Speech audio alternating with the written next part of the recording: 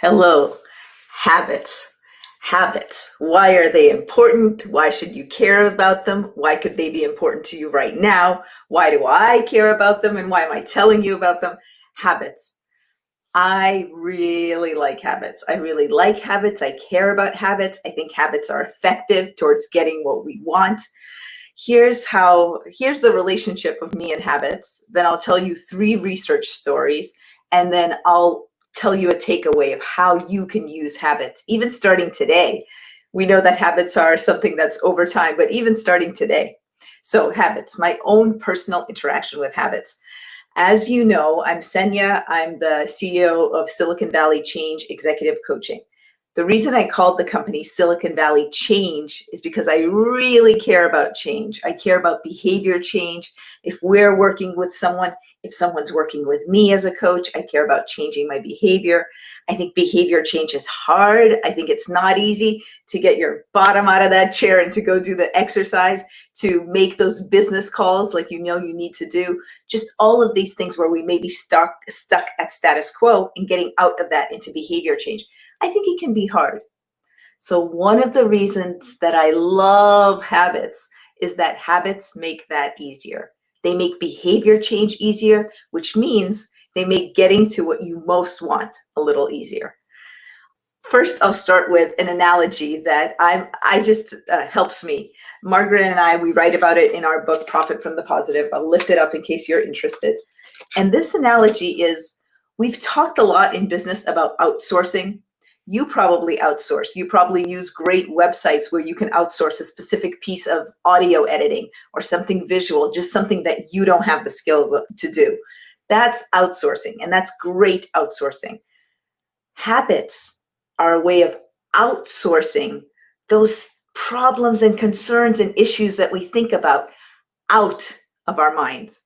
I'll repeat that. Habits are a way of outsourcing those problems and concerns and issues that we're frustrated with and think about, a way of outsourcing them out of our minds. Because when you turn something into a habit, you're not thinking about that all the time. It's already working for you. It's like an investment. It's working for you. So let me present 3 research studies and tell you what you can do about this with habits. And to present these research studies, first I'm going to share the reference to 2 books. First, research by Wendy Wood. So anything you can read by Wendy Wood, go and read it. She is, in a sense, one of my academic heroes, somebody that I love to follow, and she researches habits and automatic behavior, how to turn things into automatic behavior.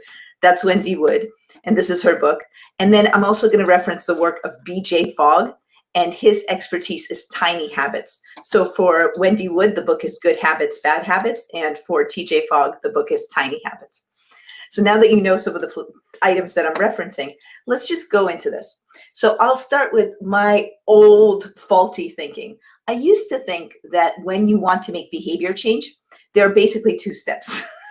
You can already tell it's a little too simplistic. Step number 1, I used to think, is start. Just get that motivation, whether it's going out and listening to a motivational speaker at a TEDx video, on a TEDx video, or reading something motivational or having a motivational talk. You kind of need that spark to start things, and then you need to continue. And continue means you need to keep doing those push-ups. You need to keep making those sales calls, whatever that continue is. And I have been told and informed and have come to agree that that is not correct. Change is not a 2-step process where it is start and then continue. But I used to think that.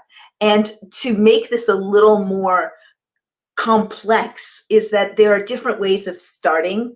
Sometimes you're not even ready to start. You've heard me before on these mini webinars talk about the Prochaska model of change, where there are 6 steps and it's only step number 4 that's action. So there are a lot of steps of getting yourself ready, preparing, even deciding if it's something you want to do. So even because of that, start is not just start. Start also has many components in it.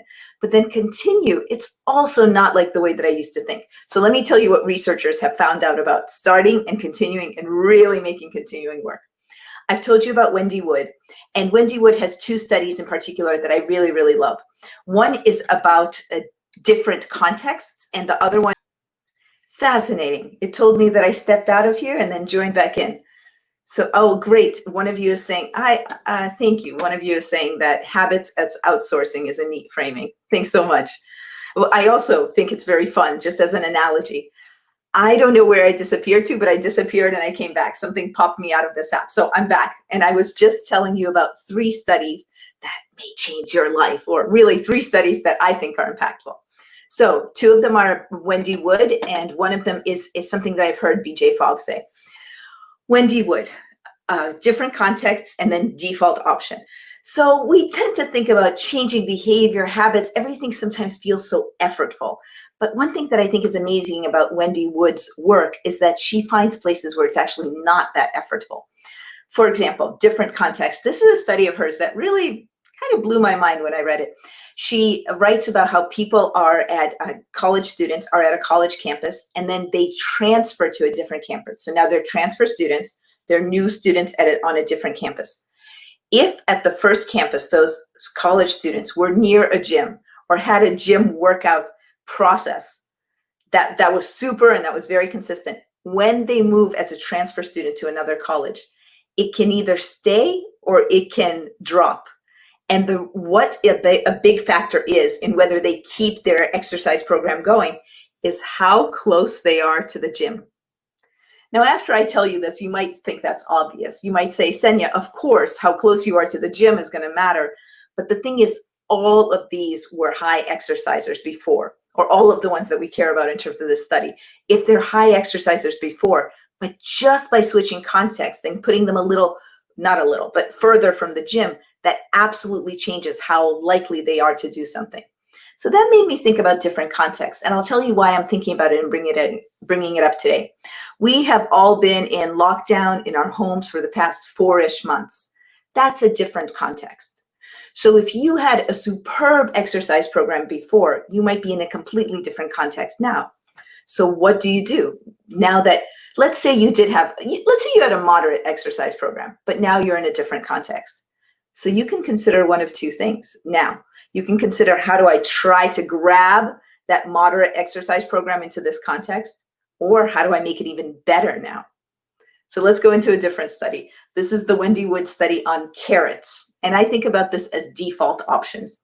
The study specifically was training people to play computer games at a time when they were hungry and rewarding them with carrots. And all of these people liked carrots. So people would play computer games, and as they are getting hungry and they're winning in these computer games, they get rewarded with carrots. So now a little bit of that, so that's all fine, that makes sense, and they like carrots and things are good.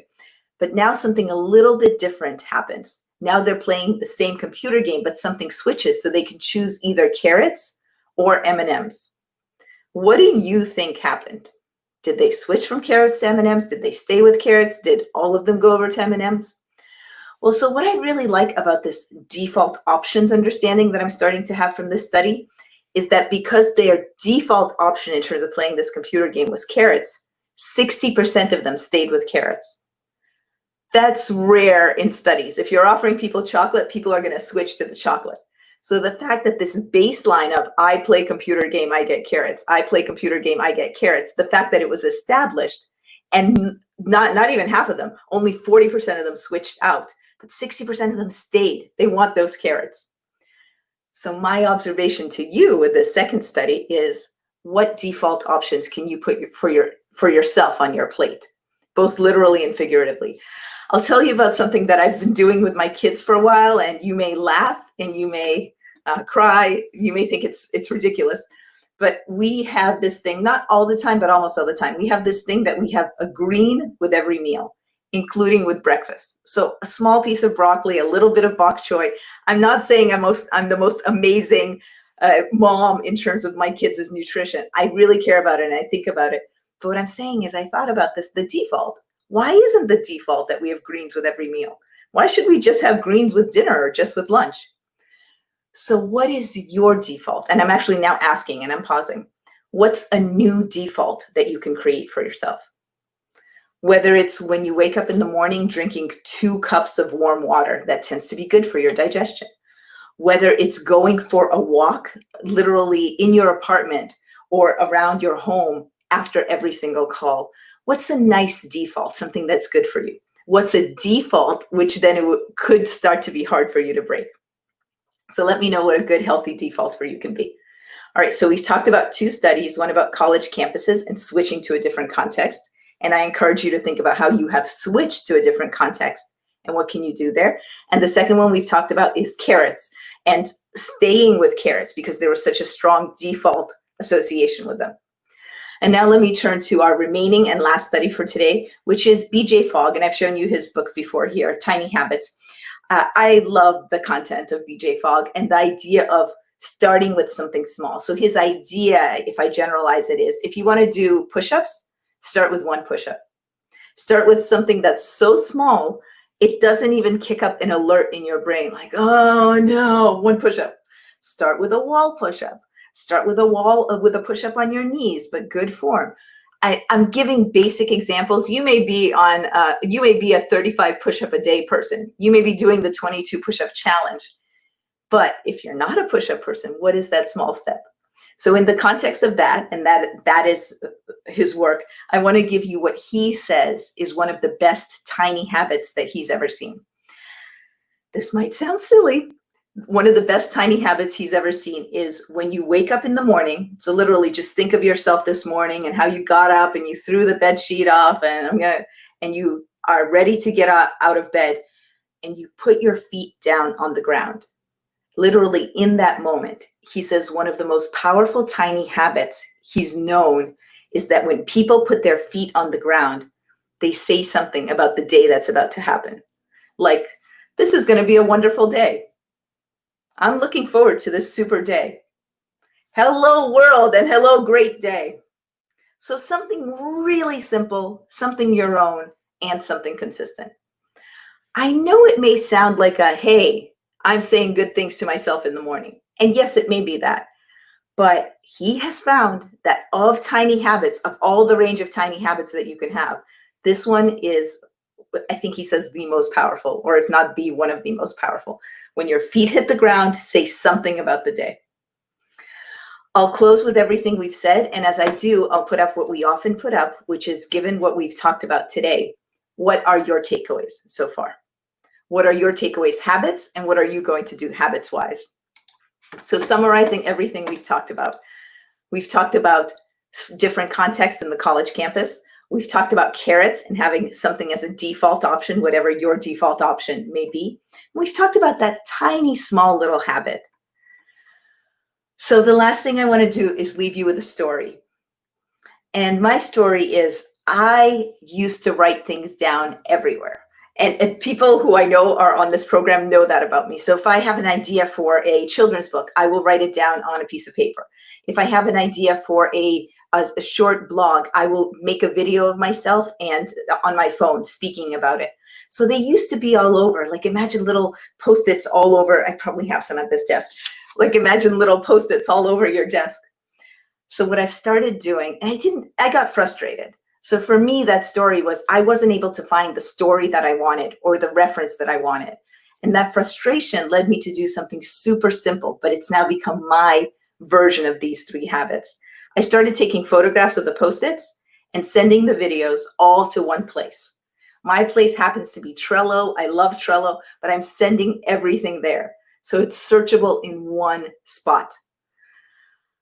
I invite you to make your habits. I invite you to make your funness with habits and choose one small thing that you want to do that's a default option.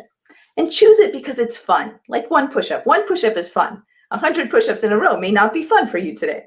So choose one that's fun. It's been great spending time with you today, and I look forward to seeing you again. Join us tomorrow.